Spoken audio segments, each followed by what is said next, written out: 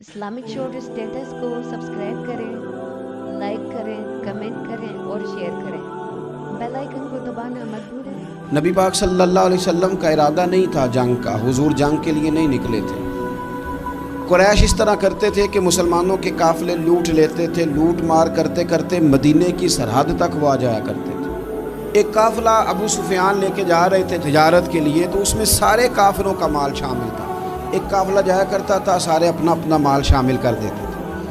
تو جو کہ یہ مسلمانوں کو ستاتے تھے، تو آج حضور علیہ السلام نے ارادہ کرم کیا کہ ان کے قافلے کو ہم نے بھی روکنا ہے، تاکہ ان کو اس بات کا احساس ہو کہ اس طرح نہیں کرنا چاہیے۔ اس قافلے کے لیے نبی پاک صلی اللہ تعالی علیہ وسلم نکلے، جنگ کا تو ارادہ ہی نہیں تھا۔ 313 لوگ حضور کے ساتھ تھے، اور سواریوں کی تعداد اس طرح کی تھی کہ بعض اوقات ایک سواری پر 3 لوگ سوار تھے، 2 آدمی سوار ہوتے تھے، تیسرا پیدل چلتا تھا۔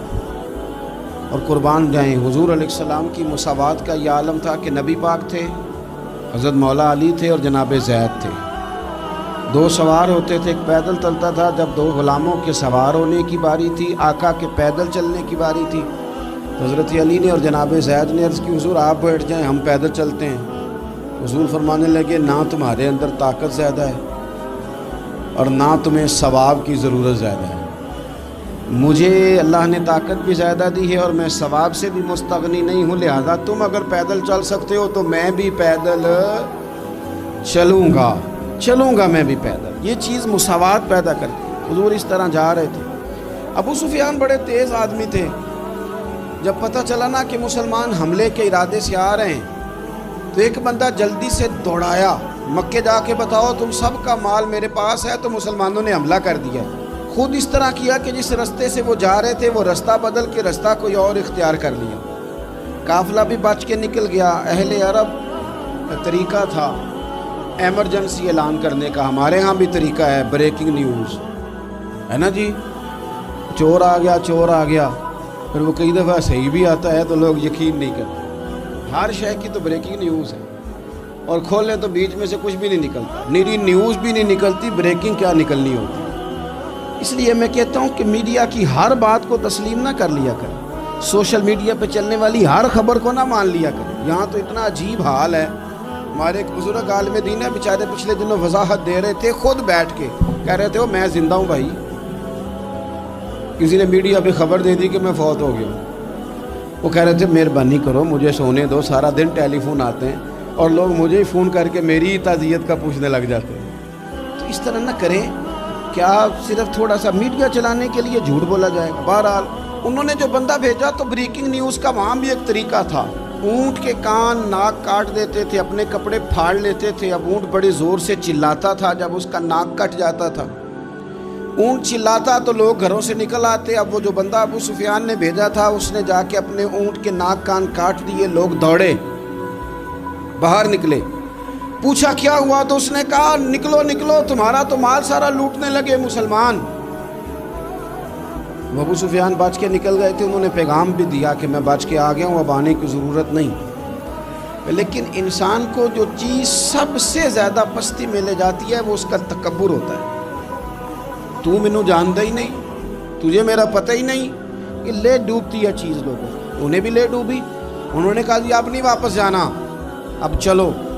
1000 کا لشکر، گانے بجانے والی عورتیں ساتھ، شراب کے مٹکے ساتھ، 10 اونٹ روز ذبح ہو رہے ہیں، سردار دعوتیں پکا رہے ہیں، گوشت بھونا جا رہا ہے۔ بدر میں پہنچ گئے، مسلمان بھی 313 پہنچ گئے۔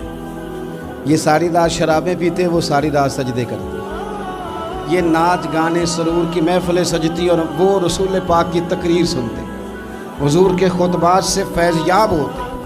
عمیر بن وہب کو بھیجا ابو جہل نے، کہا پتہ کر کے آؤ بندے کتنے۔ اس نے جا کے کہا کہ 312 313 310 اتنے۔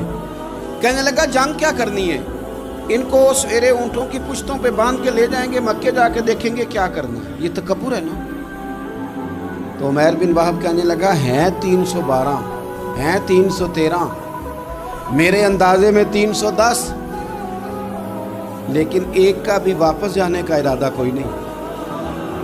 میں نے جس کو بھی دیکھا ہے شہادت کی دعا مانگتے دیکھا ہے۔ ارادہ بڑا پکا لے کے آئے، شہادت ہے مطلوب و مقصود مومن، نہ مال غنیمت نہ کشور کشائی۔ نبی پاک صلی اللہ علیہ وسلم نے جب دیکھا نا کہ وہ تو جنگ کے لیے آن پہنچے ہیں اور ارادہ تو قافلے کا تھا، تو حضور نے صحابہ سے مشورہ کیا۔ نبی پاک علیہ الصلوۃ والسلام نے ہمیں بتایا ہے کہ چیزیں مسلط نہ کرو، ہم نہ اپنا مسلط کرتے ہیں۔ یعنی تراویح پڑھنے والا بندہ دوسروں کو بڑا گھورتا ہے کہ تو کیوں نہیں پڑھتا، بھئی تو پڑھ رہا ہے نا تو اللہ سے دعا کر یہ بھی پڑھے، لیکن اپنا مسلط نہ کر، دعوت دے، تبلیغ کر۔ نفل پڑھنے والا سب کو گناہگار ہی سمجھنے لگ جاتا ہے، عصر کی پہلی 4 سنتے تو کیوں نہیں پڑھتا، تو کیوں؟ بھئی آپ مسلط کریں گے، آپ رائے دیں اور رائے دے کے سائڈ پہ ہو، مسلط کرنے کی تو اجازت نہیں۔ حضور کا تو حکم چل سکتا ہے نا، چلتا ہے نا، لیکن حضور نے بھی صحابہ سے پوچھا، بھائی وہ تو لڑنے آ گئے ہیں، اب کیا کرنا ہے؟ تو حضرت صدیق اکبر کہنے لگے، حضور کرنا وہ ہے جو آپ نے فرمانا ہے۔ حضرت عمر کہنے لگے، حضور تلواروں کو تو زنگ لگ گیا ہے۔ اور جناب علی شیر خدا، مرتضیٰ، مشکل کشا، غل عطا، مولا کائنات فرمانے لگے، حضور علی اور تلوار یہ تو رشتہ ہی بڑا پرانا، تیاری کریں۔ حضور کا خیال تھا کہ انصار بھی تو بولے نا، یہ تو سب مہاجرین بول رہے ہیں۔ انصار کو جب سمجھ آئی نا کہ اشارہ ہماری طرف ہے تو حضرت سعد بن عبادہ اٹھے، کہنے لگے، حضور آپ کا اشارہ ہماری جانب ہے؟ فرمایا ہاں۔ کہا یا رسول اللہ صلی اللہ علیہ وسلم، خشکی پہ بھی لڑیں گے اور دریا میں بھی لڑیں گے۔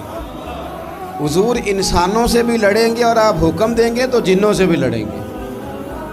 وہ بیٹھے تو حضرت مقداد اٹھے اور کمال کر دی، کہنے لگے یا رسول اللہ آپ ہم سے ارادہ پوچھ رہے ہیں؟ ہم کوئی حضرت موسیٰ کی قوم ہے جو اپنے نبی سے کہہ دیں گے آپ لڑیں اور آپ کا خدا لڑے؟ سونیا ہم آپ کے ساتھ لڑیں گے اور آپ کے قدموں پہ جانیں بھی قربان کریں گے۔ نبی کا حکم ہو تو کود جائیں ہم سمندر میں اور جہاں کو محو کر دیں نعرہ اللہ اکبر میں۔ نہتے 313 بشر شوق شہادت میں نکل آئے تھے میدان میں، محمد کی قیادت میں۔ نہ تیغ و تیر پہ تکیا، نہ خنجر پہ، نہ بھالے پر، بھروسہ ہے تو ایک سادی سی کالی کملی والے پر۔ نبی پاک صلی اللہ تعالیٰ علیہ وسلم نے جذبات سنے تو فرمایا چلو نہ چلیں، پر چھوٹے چھوٹے بچے واپس کر دو۔ ایک چھوٹے بچے تھے عمیر بن ابی وقاص، حضرت سعد بن ابی وقاص کے بھائی، زمین پہ لیٹ کے رونے لگے، سونیا میں نے بھی جانا ہے۔ کمپیوٹر کے لیے نہیں رو رہے، موبائل کے لیے نہیں رو رہے، نئی سائیکل کے لیے نہیں، شہادت کے لیے۔ حضور میں لڑوں گا، اب مجھے لے کے تو چلیں، یا رسول اللہ میں طاقتور نکلوں گا، لے کے تو چلیں۔ ان کے آنسو دیکھ کے حضور نے فرمایا لے چلو نا ساتھ۔ فطرت مسکرا رہی تھی۔ حضرت سعد بن عبادہ ایک دوسرے سے کہہ رہے تھے ہم سے لڑنے آیا ہے ابو جہل، جس قوم کے بچوں کی شجاعت کا یہ عالم ہے، اس قوم میں علی کا کیا حال ہوگا اور امیر حمزہ کا کیا عالم ہوگا؟ یہ ہمارے ساتھ مقابلہ کریں گے یہ لوگ؟ اور چھوٹے اتنے تھے حضرت عمیر کے تلوار اپنے ہاتھوں سے اپنے گلے میں نہیں لٹکا سکتے تھے، وہ بڑے بھائی نے لٹکائی۔ میدان میں نکلے، حضور علیہ الصلوۃ والسلام نے تقریر کی، فرمایا تمہیں پتہ ہے تم کس جنت کی جانب جا رہے ہو؟ وہ جنت ہے جس کی چوڑائی زمین آسمان کے برابر ہے۔ حضرت عمیر بن حمام انصاری ایک صحابی تھے، جب کریم نے فرمایا نا جنت کی چوڑائی، کسی چیز کی لمبائی زیادہ ہوتی ہے چوڑائی کم ہوتی ہے، جب فرمایا نا کہ چوڑائی زمین آسمان کے برابر ہے تو حضرت عمیر بولے، کہنے لگے واہ واہ واہ واہ واہ۔ کھجوریں کھا رہے تھے، حضور نے فرمایا تو بڑی واہ واہ کر رہا ہے، کہ سونیا اتنی جنت پیاری ہے تو ہم دور کیوں ہیں، یہ دے نا ذرا تلوار۔ جلدی سے میدان میں نکلے، اللہ نے انہیں شہادت عطا فرمائی۔ رات ساری وہ مست رہے شراب کے نشے میں، اور حضور ساری رات مصلی پہ رہے، ساری رات دعائیں مانگے۔ پتہ کیا کہا؟ اے اللہ یہ میری کل کمائی تھی 313 جو میں لے کے آ گیا ہوں، اگر یہ ہلاک ہو گئے تو قیامت تک کون تیری عبادت کرے گا؟ ان کی مدد فرما۔ اور ایک رات پہلے صفیں بھی سیدھی کرائیں، بلکہ صفیں سیدھی کراتے حضرت سواد کے پیٹ پہ چھڑی لگ گئی تو انہوں نے کہا حضور بدلا دیں۔ حضور نے کپڑا ہٹایا تو انہوں نے وجود چومنا شروع کر دیا۔ حضور نے ہمیں سبق دیا کہ صفیں بھی سیدھی کرانی ہے اور دعائیں بھی کرانی ہیں، صف بھی سیدھی ہو، مصلی بھی آباد، دونوں کام کرنے۔ फिर तवक्कुल हो, फिर तुम्हारा दिल जमे कि इंशाअल्लाह फतह अल्लाह मुसलमानों को देगा। रोने ना रोया करो, मईशत के, मुआशरत के, गरीबी के, तंगदस्ती के, फ़कीरी के रोने ना रो, अल्लाह की मदद को आवाज़ दो। हमने वो लोग भी देखे हैं बेचारे जो ना इस्लामी मईशत पे बात करते हैं, ना मुआशरत पे, ना अखलाकियात पे, और जब भी बात करेंगे कहेंगे हुजूर को तो इल्म ही कोई नहीं था, कारी कुछ नहीं सकते, मजबूर महज थे माज़अल्लाह, ये तकरीरें करेंगे। ये मुस्लिम शरीफ की हदीस है, कोई इख्तलाफ वाली बात नहीं, पर बाज़ औक़ात ना दिल को तकलीफ़ होती है कि यार इस तरह की बातें क्यों करते हो। ये मुस्लिम है। हज़रत अनस बिन मालिक फरमाते हैं एक रात पहले हुजूर ने छड़ी पकड़ी और मैदान बदर में जाके फरमाया, लकीर खींच के फरमाया यहाँ अबू जाल मरेगा, यहाँ उतबा मरेगा, यहाँ शैबा, यहाँ वलीद मरेगा। हुजूर ने लकीरें खींची। फरमाते हैं बाकी लोग जंग लड़ रहे थे और मैं चुपके लकीरें भी देख रहा था कि हुजूर ने लगाई थी। फरमाते हैं अल्लाह की इज़्ज़त की कसम, कोई काफिर 1 इंच भी इधर उधर नहीं हुआ, जहाँ नबी पाक ने लकीर लगा दी थी वहीं मरा है। ये शान अल्लाह ने हुजूर को दी है, हुजूर के इल्म मुबारक का ये कमाल है। ना इस तरह की बातें करें जिससे उम्मत तकसीम हो। सवेरे जंग शुरू हुई, सुबह 3 काफिर मैदान में निकले, उतबा, शैबा और वलीद। 3 अंसारी मुसलमानों की जानिब से मुकाबले में निकले, लेकिन वो तकब्बुर जो होता है ना वो जान छोड़ता नहीं। तो वलीद कहने लगा, उतबा शैबा कहने लगे हमने नहीं इनसे लड़ना, ये तो हमारे पाए के ही नहीं, कोई कुरैश में से भेजो, कुरैश में से। आपने कौन सा नाराज़ होना है, वैसे चौधरियों के बच्चे, सेठों के बच्चे कुछ भी नहीं कर पाते, क्योंकि सारी ज़िंदगी लोग चौधरी साहब कह के दिमाग ही नहीं ठीक होने देते, वो रह जाता है काम से ही। मेरे हज़रत साहब फरमाया करते थे, मेरे उस्ताद जी, किसी घर में इल्म चला जाए तो कई दफ़ा निकल आता है, लेकिन किसी घर में पीरी मुरीदी चली जाए वो नहीं निकलती, क्योंकि पीर का बेटा जिस तरह का भी हो लोग पीर मान ही लेते हैं। और इसी तरह किसी घर में चुदराहट चली जाए तो वो भी बाहर नहीं आती। बच्चों को लोग चौधरी कह देते हैं, वो उस बेचारे का भी दिमाग ख़राब होता है, कुछ कर ही नहीं पाता। ये चुदराहट हर जगह मुसीबत खड़ी करती है, इल्ला माशाअल्लाह। वलीद कहने लगा हमने नहीं लड़ना, ये हमारे पाए के बंदे पे जो अंसारियों से लड़े। फितरत मुस्कुरा के कह रही थी लगता है तुम्हारा जल्दी मरने का इरादा है। ठीक है, फिर नबी करीम ने फरमाया ठीक हो गया, चलो। अबू उबादा बिन जर्राह उठे, हज़रत उबैदा उठे, हुजूर ने फरमाया अब अल्लाह का शेर अमीर हमज़ा उठे, हज़रत अमीर हमज़ा उठे। तीसरे नंबर पे हुजूर ने फरमाया या अली युकुम, अली उठ ना जार, ज़रा निकलना मैदान। दीवारें हिलती रहती हैं और दर कांप जाता है, अली का नाम सुन के अब भी खैबर कांप जाता है। हज़रत अली शेर खुदा रज़ी अल्लाह ताला, मौला कायनात उठे, हज़रत अमीर हमज़ा उठे, हज़रत उबैदा उठे। उतबा के मुकाबले में गए, हज़रत अमीर हमज़ा कत्ल किया अपने दुश्मन को। शैबा के मुकाबले में गए हज़रत उबैदा, लेकिन हज़रत उबैदा बूढ़े थे, उसने उन पर हमला किया, उनका पैर काट दिया। हज़रत अली निकले वलीद के मुकाबले में, 2 ही ज़रबे लगाई, वलीद का सर काट के हज़रत उबैदा की मदद को भी पहुंच गए हज़रत अली, उसको भी कत्ल किया। फिर हज़रत उबैदा को अपने कंधों पे उठाया, नबी पाक की बारगाह में लाए। उन्होंने हुजूर के कदमों को चूम के कहा हुजूर मुझे शहादत मिली कि नहीं मिली? तो नबी पाक ने फरमाया रब ने तुम्हें शहादत का दर्जा दे दिया। अब मैदान में जिहाद शुरू हुआ, लड़ाई शुरू हुई, लोग निकले। हज़रत ज़ुबैर बिन अवाम भी बर्छी लेके, एक काफिर निकला, आस उसका नाम था, वो सारा लोहे का लिबास पहन के आ गया, सिर्फ आंखें नजर आ रही, बड़े मुसलमानों को जख्मी कर रहा था, अब कैसे लड़े उसके खिलाफ। तो हज़रत ज़ुबैर बिन अवाम के हाथ में बर्छी थी, बस आंखें नजर, इतनी जोर से अल्लाह को अकबर कह के बर्छी मारी ना कि उसका आपने गला ही काट के रख दिया, हर चीज उसके दिमाग से बाहर निकल आई, जमीन पर तड़पा। वो बर्छी इतनी पसंद आई नबी पाक, हुजूर को सिर्फ तस्बीह पसंद नहीं आती, बर्छी भी पसंद आती। हुजूर को सिर्फ तिलावत वाला मोमिन नहीं, जिहाद वाला भी पसंद आता। असल पता मसला क्या है कि मुसलमान ना एक चीज़ देते हैं फिर उसी का शिकार और दूसरी को छोड़ देते हैं। दीन हमा पहलू है, आप सजदे की बात भी करें, जिहाद की भी करें, दोनों दीन है। और ये याद रखें कि इसी से मुसलमान मजबूत होता है। حضور کو برچھی اتنی پسند آئی کہ آپ کو بخاری میں ملے گا نبی پاک نے برچھی لے کے بطور یادگار کے اپنے پاس رکھ لی. پھر وہ برچھی حضرت صدیق اکبر کے پاس رہی, پھر وہ برچھی حضرت عمر کے پاس رہی, پھر حضرت عثمان کے پاس رہی, پھر مولا علی کے پاس رہی. میں ان لوگوں کو کیا کہوں جنہوں نے مکے مدینے میں نبی پاک کی یادیں مٹا دی ہیں. سونے نے تو صحابہ کی یادگار تلواریں بھی سنبھال کے رکھی, اور تم نے حضور نے جس کنویں سے پانی پیا تھا وہ کنواں ختم کر دیا. تم نے جہاں حضور نے غسل کیا تھا وہ جگہ ختم کر دی. کیا بات کرتے ہو صاحب, وہ جگہیں تو ہمارے لیے چومنے کے لائق تھی اور آنے والی نسل کو وہاں عقیدت کے پھول برسانے تھے. تم نے کیا سلوک کیا؟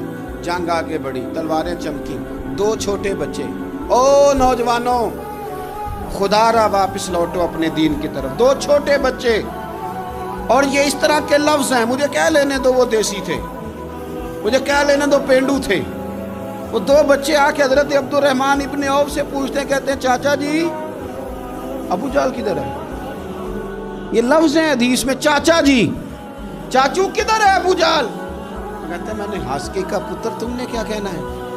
تو چھوٹے والے کو باتیں بھی صحیح نہیں کرنے آتی تھی. کہنے لگا چاچا اسے مارنا ہے. کہا کیوں مارنا ہے؟ کہا اس لیے کہ ہم نے سنا ہے وہ ہمارے نبی کو برا کہتا ہے معاذ اللہ. کہا تم اگر نام مار سکے تو چھوٹا کہہ رہا ہے, کہتا نام مار سکے تو مریں گے تو صحیح نا حضور کے نام پہ. حفیظ جلندری کہتے ہیں وہ کہہ رہا تھا مریں گے یا ماریں گے اس ناری کو, سنا ہے گالیاں دیتا ہے وہ محبوب باری کو. معاذ اللہ حضور کو برا کہتا ہے. میدان میں آئے دونوں, زور زور سے تلواریں ماری, گھوڑے سے گرا لیا ابو جال. حضرت معاذ جو تھے بڑے والے, ان کا بازو کٹ گیا, تھوڑا سا گوشت سا لٹک رہا تھا. یہ نرم و نازک بچے ہمارے, یہ میدانوں میں کام کریں گے؟